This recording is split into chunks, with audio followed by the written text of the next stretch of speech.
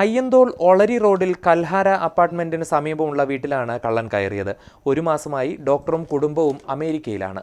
പതിവായി വീട്ടിൽ ജോലിക്ക് വരുന്ന സ്ത്രീയാണ് രാവിലെ 7 മണിക്ക് മോഷണം നടന്നതായി കണ്ടത്.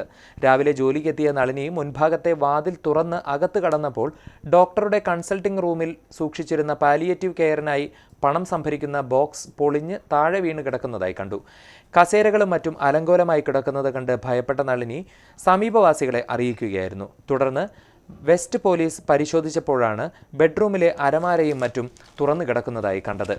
അമേരിക്കയിലുള്ള ഡോക്ടറെ അറിയിച്ചപ്പോഴാണ് ആഭരണങ്ങൾ സൂക്ഷിച്ചതായി അറിയുന്നത്. 25 പവൻ സ്വർണ്ണാഭരണങ്ങൾ നഷ്ടപ്പെട്ടതായാണ് പരാതി. പോലീസ് നായയെ അടക്കം കൊണ്ടുവന്ന് തൃശൂർ വെസ്റ്റ് പോലീസ് അന്വേഷണം തുടരുകയാണ്. മെയിൻ റോഡിൽ നിന്നും അല്പം ഉള്ളിലേക്ക് നീങ്ങിയ വീടിനെപ്പറ്റി വ്യക്തമായി അറിയുന്ന ആളാകണം മോഷ്ടാവ് എന്ന നിലയിലാണ് പോലീസിന്റെ അന്വേഷണം. CCTV ദൃശ്യങ്ങളും പോലീസ് പരിശോധിച്ചു വരുന്നു. ജൂൺ 17-നാണ് ഡോക്ടറും കുടുംബവും തിരികെ എത്തുക.